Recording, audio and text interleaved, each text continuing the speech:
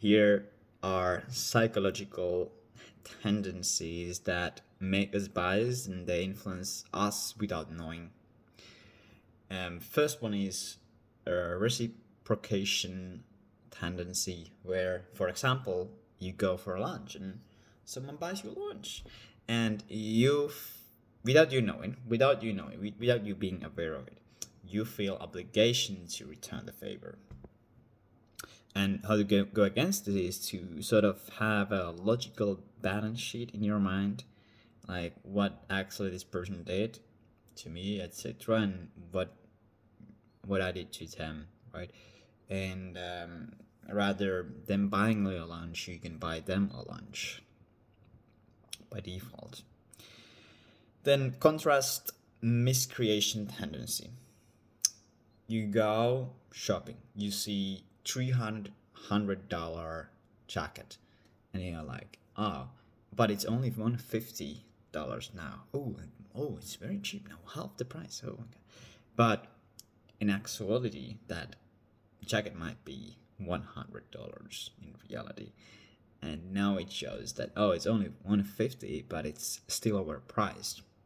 But because of the anchor of $300, you think that, oh, it's cheap. Oh yeah, let's buy it. Um, that makes you biased. How to counter that is to stop and pause and compare it and understand the statistics. Ask like, what is this really worth?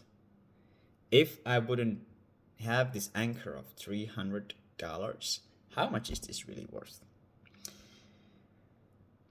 Availability misweighting tendency. Whereas, let's say your friend died in a car crash, and suddenly everybody, is very like cautious about driving. Because your friend just died, like it must be more dangerous now. That's the bias, but in reality, the driving is not more dangerous.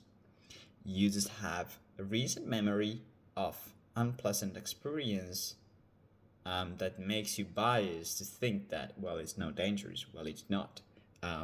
It was dangerous before and after, and the statistics won't basically change on that. And yeah, so to go against this is to see the statistics and see, like, okay, how it was like years ago and how it will be years ago. So what really changed here? Is it only my mind that changed, or is it something actually changed in the statistics? Stress influence tendency.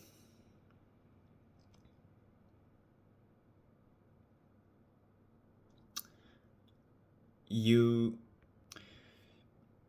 When we are under stress, like, yeah, okay, example, you work like a lot and you get very stressed, and then your employee makes like small mistake and you shout and blame them, and that kills morale for a week. um well, you just got influenced by stress, and the blaming and shouting, for example, wasn't worth it. It was not helping anyone. And you only did that because you were stressed. You would not have done it otherwise. So you can counter this by keeping calm and the stress in a manageable level, so that you don't have to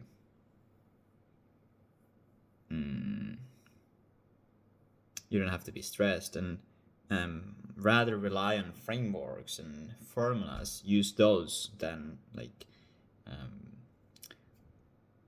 doing things out of your emotions. And then the last one is the pre-will super reaction tendency. Yeah.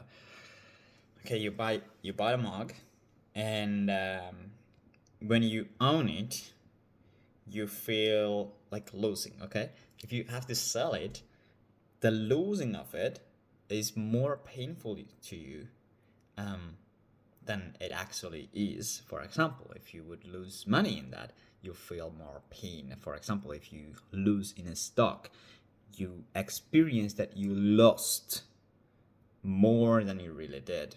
And so when someone wants to buy the mug back from you, and what you feel is that you own it already, and now it's more expensive, but it really isn't. And this is a bias. So how to counter this is, I'm not quite sure how to counter it, but rather estimating, if I'm selling something, I have emotional connection with it, emotions with it, and then asking how much would I buy something similar from the market, and that's maybe how much it is worth. It's not worth what you think that it is.